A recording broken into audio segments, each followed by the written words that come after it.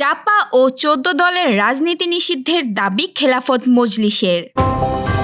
আমি নিজেও বাধ্য হয়ে একসময় ঘুষ দিয়েছি, মন্তব্য অর্থ উপদেষ্টার। কারাবন্দীদের সাজার মেয়াদ কমানোর সিদ্ধান্ত নিয়েছে সরকার। নির্ধারিত টাইমলাইনে নির্বাচন হতেই হবে বললেন সালাউদ্দিন আহমেদ। সমগ্র বিশ্বের বিরুদ্ধে যুদ্ধ ঘোষণা করলেন নেতানিয়াহু। দর্শক, গ্রামের কাগজের সকালের খবরে আপনাকে স্বাগত। শুনছিলেন প্রধান শিরোনাম, এছাড়াও রয়েছে রাশিফল। এবার চলুন যাওয়া যাক মূল আয়োজনে। জাতীয় পার্টি ও আওয়ামী লীগের জোটসঙ্গী ১৪ দলীয় জোটের রাজনীতি নিষিদ্ধের দাবি তুলেছেন বাংলাদেশ খেলাফত মজলিসের আমির মাওলানা মামুনুল হক। তিনি বলেন, জাতীয় পার্টি ও ১৪ দল হল এদেশে ভারতীয় আধিপত্যদের এজেন্ট এবং আওয়ামী লীগের দোসর। রোববার পুরানো পল্টনে দলের কেন্দ্রীয় কার্যালয়ে অনুষ্ঠিত সংবাদ সম্মেলনে মামুনুল হক এসব কথা বলেন। জুলাই সনদের কার্যকর বাস্তবায়ন সহ ৫ দফা দাবিতে এই সংবাদ সম্মেলন করেন তিনি। মামুনুল হক দাবি করেন, এখন আবার এদের ঘাড়ে ভর করে পলাতক আওয়ামী লীগকে পুনর্বাসন করতে দেশি বিদেশি চক্রান্ত শুরু হয়েছে। দেশের সার্বভৌমত্ব ও সমৃদ্ধ ভবিষ্যতের স্বার্থে এই দলটিকে রাজনৈতিক মাঠে রাখা যৌক্তিক নয়। আমরা পুনর্ব্যক্ত করছি, জাতীয় পার্টি সহ ১৪ দলের রাজনীতি অবিলম্বে নিষিদ্ধ করতে হবে। উপদেষ্টা হওয়ার আগে একসময় বাধ্য হয়ে ঘুষ দিয়েছি বলে জানিয়েছেন অর্থ উপদেষ্টা ডক্টর সালাউদ্দিন আহমেদ।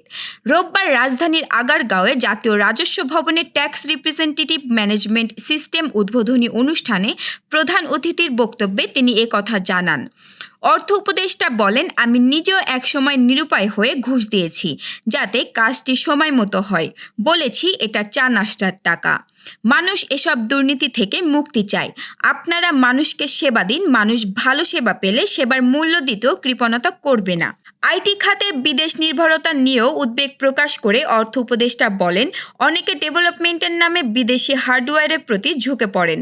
এতে খরচও বাড়বে। বিদেশি কনসালটেন্টরা অনেক সময় কাজের চেয়ে বেশি কথা বলেন। তাদের মধ্যে কেউ কেউ ভালো কাজ করলেও অনেক সময় এর পেছনে অসৎ উদ্দেশ্য থাকে। আইনজীবীদের উদ্দেশ্যে তিনি বলেন, বাড়তি অর্থ আদায়ের জন্য ঘুরিয়ে পেঁচিয়ে কাজ করার কোনো মানে নেই। সরাসরি ভালোভাবে কাজ করলে মানুষ স্বাচ্ছন্দ্যে একই অর্থ দেবে। ভালো সেবা দিলে মানুষ তার মূল্য দিতে আপত্তি করবে না। স্বরাষ্ট্র উপদেষ্টা জাহাঙ্গীর আলম চৌধুরী জানিয়েছেন, সরকার কারাবন্দী থাকা দণ্ডপ্রাপ্ত আসামিদের সাজার মেয়াদ কমিয়ে আনার সিদ্ধান্ত নিয়েছে। রোববার সচিবালয়ে সাংবাদিকদের তিনি একথা জানান। স্বরাষ্ট্র উপদেষ্টা বলেন, বিশেষ করে যারা বয়স্ক ও নারী কারাবন্দী রয়েছেন তাদের সাজার মেয়াদ কমানো হবে।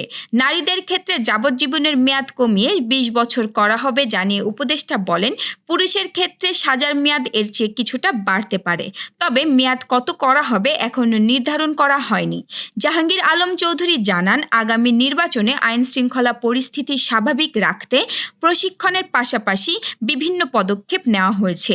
সংসদীয় আসনের সীমানা পুনর্বিন্যাসের পক্ষে বিপক্ষে আন্দোলনের নামে ফরিদপুরে অবরোধ করে সাধারণ ভোগান্তি সৃষ্টি করা হয়েছে জানিয়ে তিনি আরও বলেন, বিকালের মধ্যে অবরোধ তুলে নেওয়া না হলে বল প্রয়োগের মাধ্যমে তাদেরকে সরিয়ে দেওয়া হবে। ফেব্রুয়ারিতে নির্বাচন না হলে রিজিওনাল সিকিউরিটির জন্য থ্রেট হতে পারে বলে মন্তব্য করেছেন বিএনপির স্থায়ী কমিটির সদস্য সালাউদ্দিন আহমেদ। তিনি বলেন, সংস্কার, বিচার এবং নির্বাচন কোনোভাবেই একটা আরেকটির উপর সম্পর্কিত নয়। সংস্কারের মতো চলবে, এটা কন্টিনিউ প্রসেস।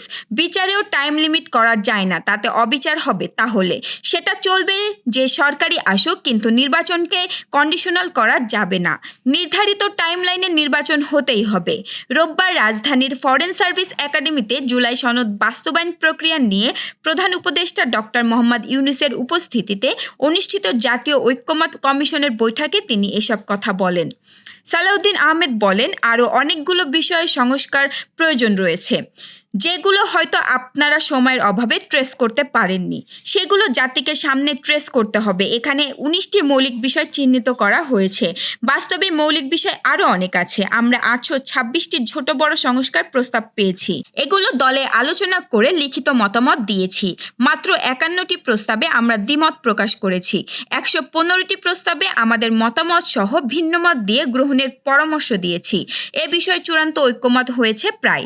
মৌলিকগুলো নিয়ে 845টি সংস্কার প্রস্তাব হয়। মধ্যপ্রাচ্যের দীর্ঘস্থায়ী অস্থিরতায় নতুন এক অধ্যায় যোগ করল ইসরায়েল দোহা হামলা।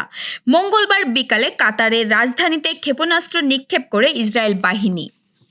লক্ষ্যবস্তু ছিল হামাসের শীর্ষ নেতারা, যারা যুক্তরাষ্ট্রের মধ্যস্থায়ী যুদ্ধবিরতির প্রস্তাব নিয়ে বৈঠকে বসেছিলেন। কিন্তু এই হামলা শুধু একটি রাজনৈতিক আলোচনা নস্যাৎ করেনি, বরং পুরো বিশ্বকে যেন প্রকাশ্যে হুমকি দিয়েছে। 2 বছরেরও কম সময়ে গাজায় ইসরায়েলি অভিযানে নিহতের সংখ্যা 64,000 ছাড়িয়েছে। এর মধ্যে অধিকাংশই নারী ও শিশু। আন্তর্জাতিক মহলে এই হত্যাযজ্ঞকে ইতোমধ্যেই গণহত্যা হিসেবে আখ্যা দেওয়া হয়েছে। তবে দোহায় ক্ষেপণাস্ত্র হামলা এক নতুন মাত্রায় নিয়ে গেছে। এবার আঘাত হানা হয়েছে দখলকৃত ফিলিস্তিন ভূখণ্ডের নয়, বরং একটি স্বাধীন ও সার্বভৌম রাষ্ট্রের ভেতরে। দর্শক, এবার চলুন জেনে নিই কেমন যাবে আপনার আজকের দিন, অর্থাৎ 15 সেপ্টেম্বরের সম্ভাব্য রাশিফল। মেষ রাশি, আজ কর্মক্ষেত্রে নতুন দায়িত্ব পেতে পারেন। আত্মবিশ্বাস ধরে রাখুন, সাফল্য নিশ্চিত হবে। প্রেমে নতুন সম্পর্ক শুরু হতে পারে, খরচ নিয়ন্ত্রণে রাখাই ভালো। বৃষ রাশি, আর্থিক দিক আজ অনুকূলে থাকবে। জমে থাকা টাকা ফেরত পেতে পারেন। পরিবারের সঙ্গে আনন্দময় সময় কাটবে। প্রেমের সম্পর্ক আরও দৃঢ় হবে। মিথুন রাশি, গুরুত্বপূর্ণ কাজে বন্ধুর সহায়তা মিলবে। ভুল বোঝাবুঝি মিটে গিয়ে সম্পর্কের উন্নতি হবে। পড়াশোনায় মনোযোগ ভালো থাকবে। ছোট সফর আনন্দদায়ক হবে। কর্কট রাশি, চাকরি বা ব্যবসায় নতুন সুযোগ আসবে। আত্মীয়দের সঙ্গে সম্পর্ক সুদৃঢ় হবে। প্রেমের সুখবর মিলতে পারে। অপ্রয়োজনীয় খরচ এড়িয়ে চলুন। সিংহ রাশি, আত্মবিশ্বাসের জোরে সাফল্য পাবেন। সৃজনশীল কাজের স্বীকৃতি আসবে। দাম্পত্য জীবনে আনন্দ বাড়বে। আর্থিক দিক ভালো থাকবে। কন্যা রাশি, গোপন শত্রুর বিষয়ে সচেতন থাকুন। স্বাস্থ্য নিয়ে কিছুটা সতর্ক থাকা দরকার। প্রেমের সুখর চমক আসতে পারে। ব্যবসায় লাভের সম্ভাবনা রয়েছে। তুলা রাশি, বন্ধুদের সঙ্গে আনন্দময় সময় কাটবে। দাম্পত্য সম্পর্কে বোঝাপড়া বাড়বে।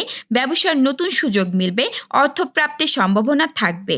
বৃশ্চিক রাশি, কর্মক্ষেত্রে পদোন্নতি বা সম্মান পাওয়ার যোগ আছে। প্রেমের সম্পর্ক আরও দৃঢ় হবে।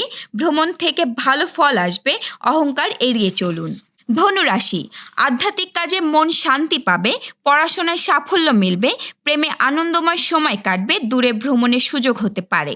মকর রাশি, গোপন পরিকল্পনায় সাফল্য আসবে। অর্থ ভাগ্য শুভ।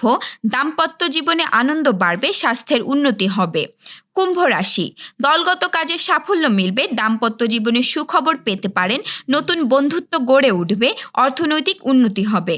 মীন রাশি, পরিশ্রমের যথাযথ ফল পাবেন। প্রেমে ভুল বোঝাবুঝি মেটাতে হবে। স্বাস্থ্য ভালো থাকবে। নতুন আয়ের সুযোগ তৈরি হবে। দর্শক, এই ছিল এখনকার আয়োজন। আগামীকাল ঠিক একই সময় সকালের খবর দেখতে ও জানতে চোখ রাখুন গ্রামের কাগজের ইউটিউব চ্যানেল ও ফেসবুক পেজে। আর প্রতিদিনের খবরের আপডেট পেতে গ্রামের কাগজের ইউটিউব চ্যানেল সাবস্ক্রাইব এবং ফেসবুক পেজ ফলো করে রাখতে ভুলবেন না। আমাদের পরবর্তী খবর দেখুন বিকেল 3টায়। শুভ বিদায়।